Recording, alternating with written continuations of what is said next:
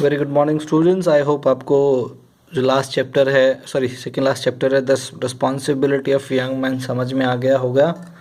उसमें हमने उसके जो ऑथर हैं लाल बहादुर शास्त्री जी, वो किस तरह से यूथ को, नौजवानों को जो है इनवाइट करते हैं नेशन बिल्डिंग में, और नेशन के प्रति उनका जो है एक लॉयल्टी है उसके बारे में बताते हैं। तो एक बहुत इंटरेस्टिंग चैप्टर है जिसमें कि आपको बताया जा रहा है कि यूथ की क्या रिस्पॉन्सिबिलिटीज़ हैं, ड्यूटीज़ हैं टुवर्ड्स देयर नेशन, तो जो कि हमने कल डिस्कस किया था। आज हम क्या करेंगे, एक्सरसाइज करेंगे उसी चैप्टर की, और जो है exercise 2 short answer questions. First question, according to Shastri ji what should be the priority of an individual, है ना। So according to Shastri ji the priority of an individual should be to think of the country. क्या priority होनी चाहिए कि अपने देश के बारे में सोचे, पहली प्रायोरिटी होनी चाहिए एक सिटीजन की, ठीक है, एक इंडिविजुअल की। A good citizen is one who obeys the law. एक अच्छा नागरिक कौन है, जो कि सारे कानून जो है देश के मानता है, उनका पालन करता है। He must take delight in performing his civic duties, और अपनी जो भी उसकी दायित्व हैं, रिस्पॉन्सिबिलिटीज़ हैं, उनको ढंग से वो उनका पालन करता है, निभाता है। ये एक अच्छे नागरिक की प्रायोरिटी है। What does the Constitution of India guarantee every citizen? The Constitution of India guarantees every right, certain right to every citizen, है ना। जो है कॉन्स्टिट्यूशन ऑफ इंडिया क्या करता है, हर एक इंडिविजुअल को, हर एक नागरिक को कुछ अधिकार देता है। But this gives a certain responsibilities also, लेकिन इसके साथ हमारी कुछ ड्यूटीज़ भी होती हैं, हमारे दायित्व भी होते हैं, which also have to be clearly understood, है ना, जो कि हमें अच्छी तरह समझना चाहिए। हमारा कॉन्स्टिट्यूशन केवल हमें राइट्स नहीं देता है, लेकिन हमें एक ड्यूटीज़ भी देता है, हमारे दायित्व भी देता है, जो कि जिनको नीति निर्देशक सिद्धांत भी बोलते हैं, वो भी डायरेक्टिव प्रिंसिपल्स, जिसमें कि आपको एक ड्यूटीज़ की भी बात की गई है। According to Shastri ji, third question, who is a good citizen? According to Shastri ji, a good citizen is one who obeys law, है ना, जो कि कानून का पालन करता है। He must take delight in performing his civic duties, दूसरा काम वो क्या करता है, अपनी रिस्पॉन्सिबिलिटीज, अपने दायित्व को अच्छे से निभाता है। And he must have the sense of self restrain and discipline, और जो कि अपने अंदर एक कंट्रोल की फीलिंग रखता है, और अनुशासन की फीलिंग रखता है, और आत्मनियंत्रण रखता है, वो जो है एक अच्छा नागरिक है। What is lost between the teacher and the student according to Shastri ji? The personal contact is lost, है ना। क्या खत्म हो गया? पर्सनल कॉन्टैक्ट खत्म हो गया। किसके बीच में? टीचर और स्टूडेंट के बीच में। In the past there used to be a personal touch between the teacher, पहले क्या था, टीचर और स्टूडेंट के बीच में अब पर्सनल टच था, लेकिन अब क्या हो गया है, वर्चुअल हो गए हैं, सारी चीज़ें ऑनलाइन हो गई हैं ये सारी, but at present in our country there is no personal touch between the teacher and the taught, है ना। अब जो है हमारी कंट्री में जो है टीचर और स्टूडेंट के बीच में कोई भी पर्सनल टच नहीं रह गया है। what is absolute loyalty of every citizen? Shastri ji says that, है ना, what is the absolute loyalty of every citizen? Shastri ji says that we should never forget that loyalty to the country is the prime loyalty. हमारे लिए सबसे बड़ी loyalty किसके प्रति है? वफादारी, देश के प्रति हम सबको वफादार होना चाहिए, देश के लिए जो है हमें के लिए वफादार होना चाहिए। देश के प्रति वफादारी ही सबसे बड़ी वफादारी है। How can our country progress according to Shastri ji? The writer says the future of our country is in hands of young people, है ना। शास्त्री जी कहते हैं कि जो देश का भविष्य है वो किसके हाथों में है? यूथ के हाथों में, नौजवानों के हाथों में है, ठीक है। If they are well loyal to the country as individual and citizens, the country future will be bright. अगर वो जो है देश के प्रति वफादार रहेंगे, कौन? नौजवान, युवा वर्ग, और अच्छे सिटीजन बन के रहेंगे, कानून लॉ को फॉलो करेंगे, तो वो जो है हमारे देश का भविष्य बहुत ही उज्जवल है। What are the seeds? Where are the seeds of secularism sown? है ना। सेक्युलरिज्म का मतलब क्या होता है? धर्मनिरपेक्षता। धर्मनिरपेक्षता के सीड कहाँ बोए जाते हैं? The seeds of secularism are born in educational institutions, ठीक है। First in the field of education institution, only then can we plant of secularism can be pure. अगर जब हम एजुकेशनल इंस्टीट्यूशंस में बच्चों को जो है धर्मनिरपेक्षता सिखाएंगे, तभी जो है वो जो है धर्मनिरपेक्षता आगे लोगों तक पहुंचेगी। और जो है वो एक जैसे कि एक बीज को ढंग से बोया जाता है, उसी तरह जब हम इसको बोएंगे तो समाज में भी धर्मनिरपेक्षता का प्रचार होगा। Why are voluntary restraints important for an organized society? Shastri ji says that our citizenship gives a certain right. Shastri ji कहते हैं कि हमारे जो है सिटीजनशिप नागरिक होने के कारण हमें कुछ अधिकार मिले हैं, ठीक है। These are guaranteed by the constitution, और किसने दिए हैं? वो हमारे संविधान ने दिए हैं। But this gives a certain responsibility, लेकिन इसके साथ साथ हमें जो है हमारे कुछ जिम्मेदारियां भी हैं, रिस्पॉन्सिबिलिटीज़ भी हैं, which also have to be clearly understood, जिनको कि दोबारा से समझना ज़रूरी है। Our democracy gives freedom to us, हमारी डेमोक्रेसी हमें क्या देती है? स्वतंत्रता देती है। But this freedom has to be subjected to a number of voluntary restraints, लेकिन स्वतंत्रता के साथ साथ हमें उसके साथ जो है एक आज़ादी के साथ हमारी जो है खुद की सीमाएं भी हमें लगानी चाहिए, कि हमें कंट्रोल करके रहना चाहिए, हाँ, नियंत्रण लगाना। A good citizen is one who obey law, है ना। एक अच्छा नागरिक कौन है? जो कि कानून का पालन करता है। He must take delight in performing his civic duties, वो अपने जो हैं ड्यूटीज़ हैं, जिम्मेदारियां हैं, उनको अच्छे से निभाता है। He must have a self restrain, उस पर आत्मनियंत्रण और जो है डिसिप्लिन का अनुशासन है। Thus the voluntary restraint are better than those restraints, इसी तरह से जो है स्वैच्छिक जो कंट्रोल है, नियंत्रण, वो ज़रूरी है जब, है ना। तो ये सारी चीज़ें करनी चाहिए। Discuss the difficulties faced by the young students, young students को क्या क्या डिफ़िकल्टीज फेस करनी पड़ रही है।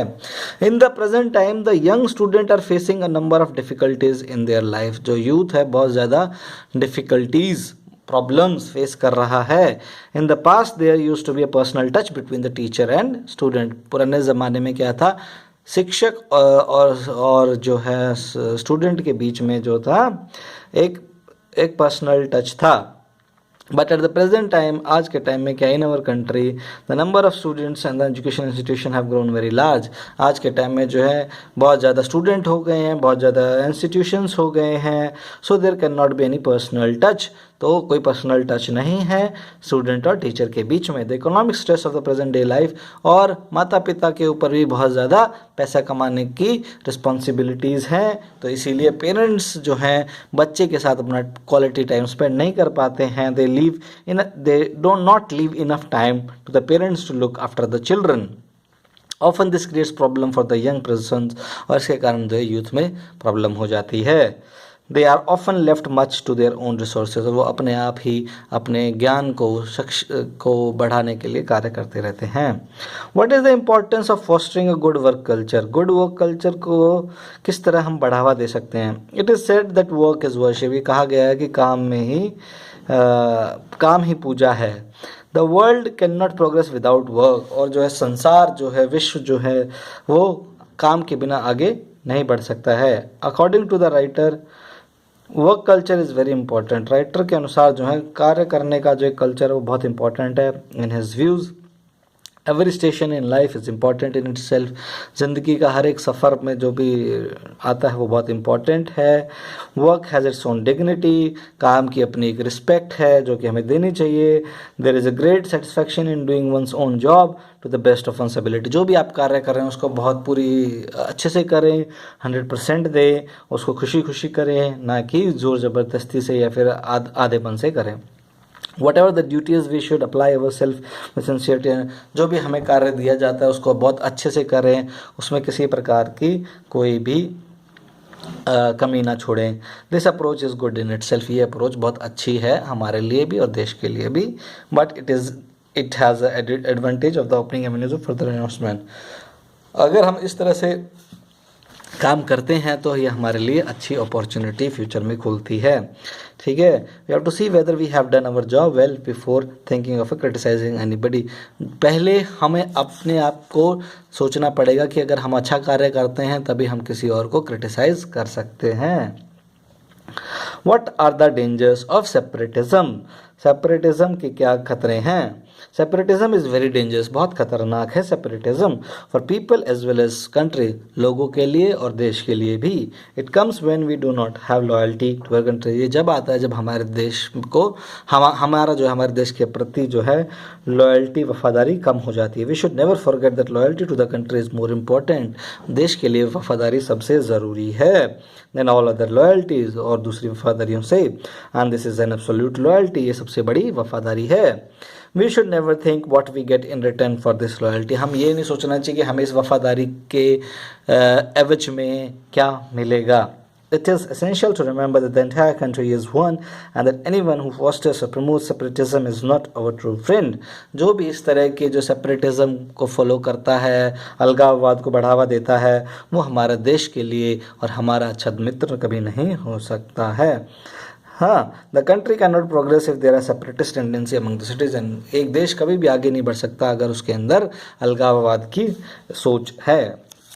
Explain the term secularism why it is necessary in the ऐसे, इस ऐसे में जो है लाल बहादुर शास्त्री जी जो कि हमारे दूसरे प्रधानमंत्री भी रहे हैं, वो कहते हैं कि धर्मनिरपेक्षता, सेकुलरिज्म का मतलब होता है धर्मनिरपेक्षता देश के लिए बहुत ज़रूरी है। Secularism is very necessary for the nation to progress.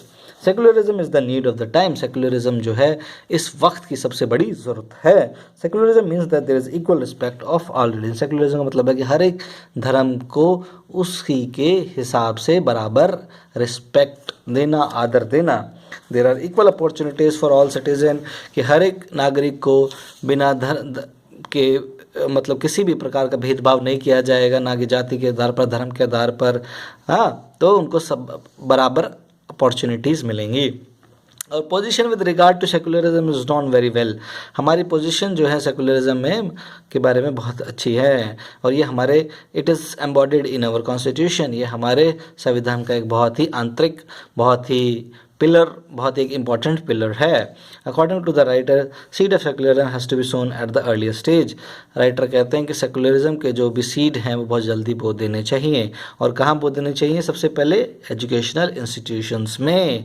It should be sown in the field of education institutions, only then the plant of secularism can be carefully nurtured, तभी जो है सेकुलरिज्म के प्लांट को अच्छे से हम nurture कर सकते हैं। Discuss the statement loyalty to the country comes ahead of all the other loyalties in his life. A person has to deal with a number of loyalties, एक इंसान को बहुत सारी लॉयल्टीज, वफादारियों से गुजरना पड़ता है या निभानी पड़ती हैं। अकॉर्डिंग टू शास्त्री जी कहते हैं loyalty to the country comes ahead of all other loyalties, है ना, देश के प्रति जो है वफादारी वो सबसे बड़ी वफादारी है और सारी वफादारियाँ बाद में आती हैं। A democratic country sustain not by the greatness of only a few, it is sustain by the cooperative effort of many, कि लोकतंत्र में जो होता है जब कुछ लोगों की वफादारी नहीं, लेकिन जो है एक साथ मिलकर लोग जब चलते हैं तब ही देश आगे तरक्की करता है। The future of the country is in hand of the young people, देश का भविष्य जो है युवाओं के हाथों में है। When the older generation complete their task of the new generation come to take. इससे the future of the country is in hands of young people, जो फ्यूचर है देश का वो किसके हाथ में है? युवा के हाथ में है।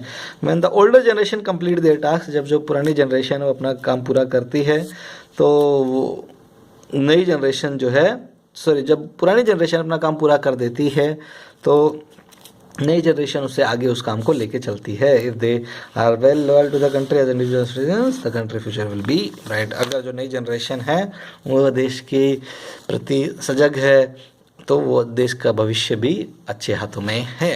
अब हमारा लास्ट, मैं आशा करता हूँ आपको ये समझ में आ गया होगा, है ना, आपको अच्छे से इसको करिए, और जो भी समझ में ना आए you can always ask questions, as I always says questions are mandatory, questions, confusions, problems, issues, concerns, all these have to be asked. If you think that there needs to be something which can be asked, so you can always ask.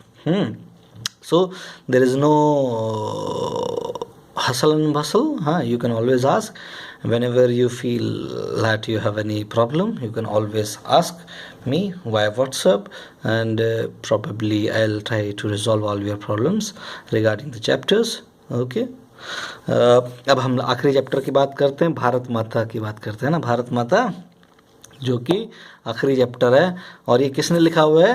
Pandit Jawaharlal Nehru ने, है ना। तो first question, who was Pandit Jawaharlal Nehru, है ना। कौन थे पंडित जवाहरलाल नेहरू, ये आपको बताना है। एटलीस्ट 2 लाइन लिखनी पंडित जवाहरलाल नेहरू के बारे में, है ना।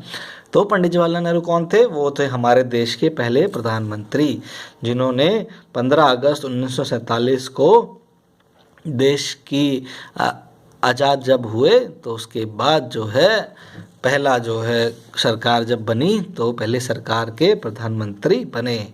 हाँ, और वो जो थे बहुत ज़्यादा इन्फ्लुएंस थे, किससे? महात्मा गांधी थे।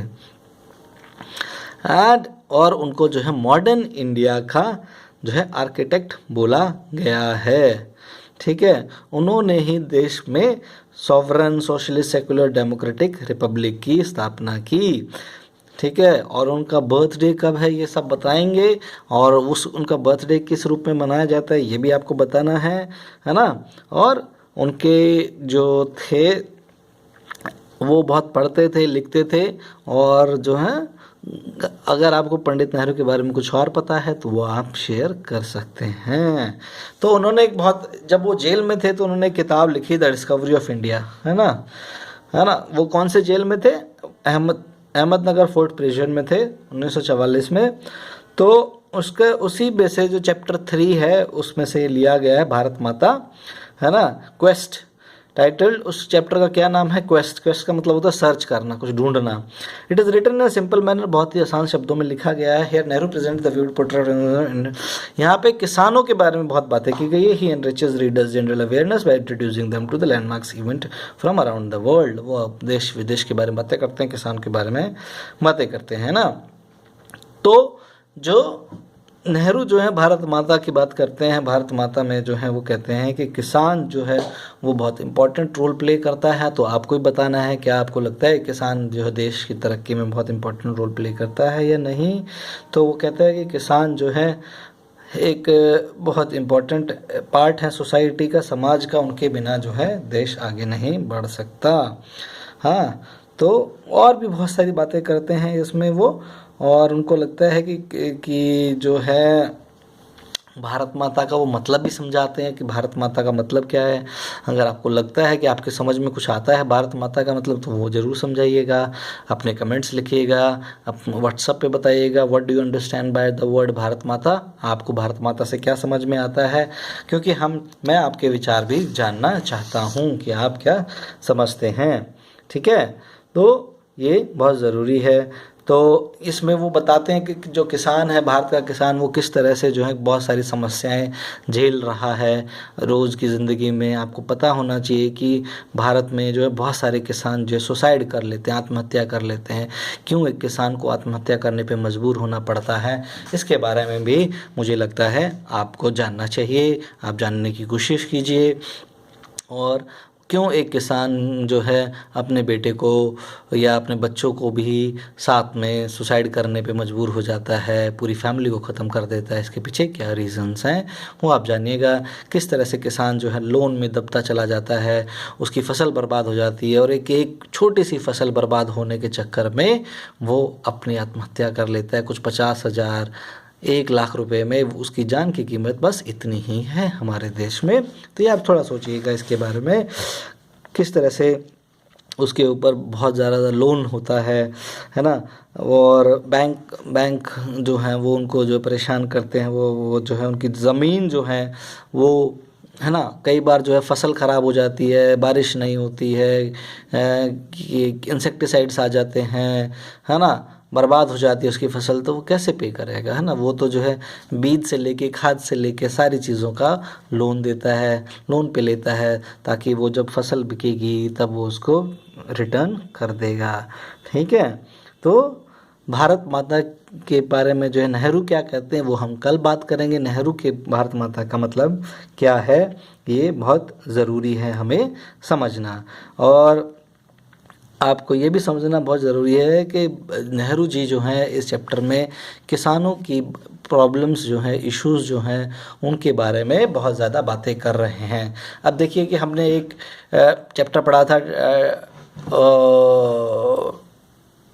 Dams are the temples of modern India, वो भी नेहरू जी के बारे में बात कर रहे थे। यहाँ भी हम नेहरू जी के बारे में बात कर रहे हैं। तो नेहरू जी ने बहुत ही अच्छे काम किए हैं अपने देश की विकास के लिए, देश को आगे बढ़ाने के लिए। उनको लगा उस टाइम पे डैम्स बनाने बहुत ज़रूरी है, डैम से जो पानी निकलेगा, पानी जो है कहाँ जाएगा, किसानों तक पहुँचेगा, so on and so fourth. बाद में हमें पता चला कि डैम्स के कुछ कुछ साइड इफ़ेक्ट्स भी हैं, जिसके बारे में और लोगों ने डिस्कस किया। और आज जो है हमें डैम से ज़्यादा ज़रूरत जो है और सारी चीज़ों की हैं, तो हमें उनके बारे में भी सोचना चाहिए। ठीक है, तो मैं रिक्वेस्ट करूँगा आपसे कि आप बताएं कि भारत माता से आप क्या समझते हैं, what do you understand by the word Bharat माता, और इसका आंसर आप ज़रूर दीजिएगा। Thank you so much, have a good day.